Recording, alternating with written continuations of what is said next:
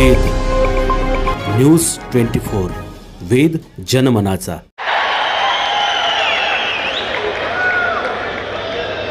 या महाराष्ट्रातली महाविकास आघाडीची फेकून द्या तुम्ही घाण।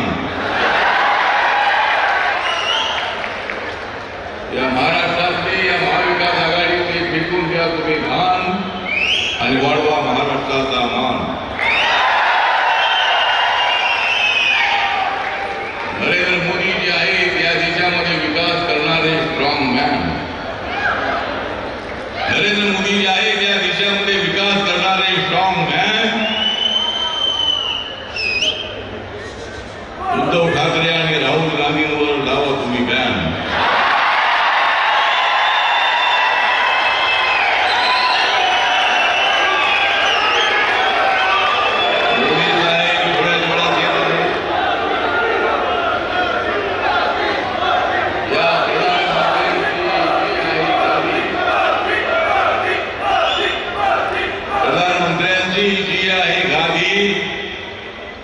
त्याच्यावर 4 जून नंतर बसणार आहे नरेंद्र मोदी।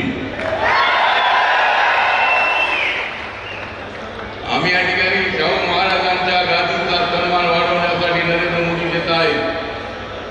नरेंद्र मोदीजी कुणालाही घाबरत नाही। नरेंद्र मोदींना सगळे घाबरतात।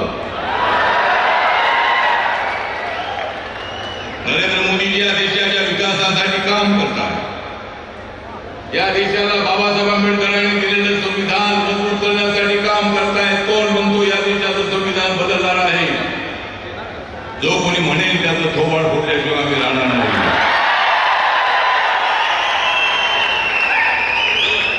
संविधान बदलण्याची भाषा करून समाजामध्ये फूट पाडताय।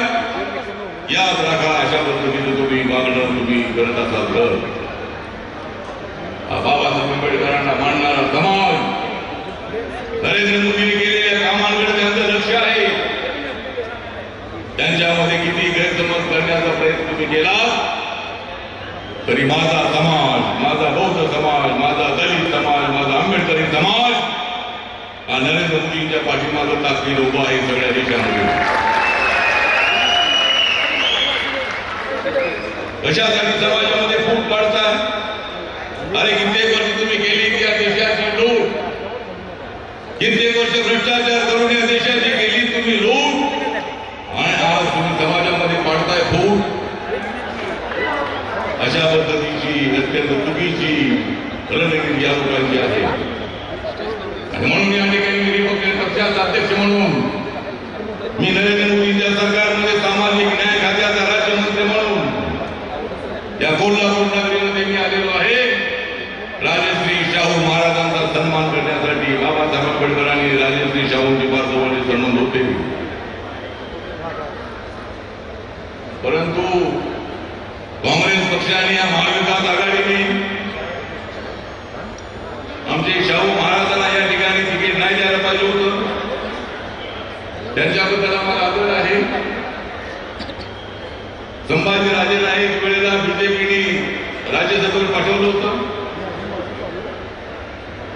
आणि अशा पद्धतीने ठीक आहे, त्यांना उभं राहण्याचा अधिकार आहे। उभे राहा, उभे राहा, 4 जागेवर उभे राहा। 4 तारखेनंतर तुम्हाला बसावं लागेल।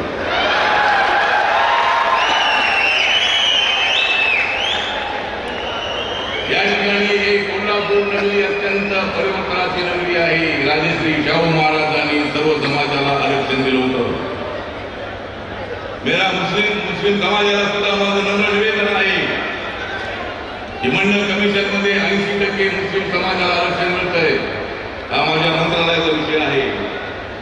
ओबीसी समाज हा माझ्या मंत्रालयाच्या अंतर्गत येतो आणि ओबीसीचं जे आरक्षण आहे ते आरक्षण जे 27% आहे त्या अजिबात धक्का लागणार नाही। पण मराठा समाजाला आरक्षण मिळालं पाहिजे ही मागणी मराठा समाजाची आहे। माननीय एकनाथ शिंदे, देवेंद्र फडणवीस, अजितदादा पवारजी यांनी मराठा समाजाला 10% आरक्षण देण्याचा निर्णय घेतलेला आहे। मराठा समाजाच्या पाठीमागे आम्ही आहोत आणि म्हणून या ठिकाणी आपल्याला जास्त वेळ घेणार नाही। खरंच तर ऊन आहे आणि या उन्हामध्ये आपण प्रचंड मोठ्या संख्येने या ठिकाणी थोड्याच वेळामध्ये माननीय आदरणीय प्रधानमंत्री नरेंद्र मोदी हे मंचावर येणार आहे. त्यामुळे आपल्या सगळ्यांचा मी जास्त वेळ घेत नाही. मी एवढं सांगतो की माझा रिपब्लिक पक्ष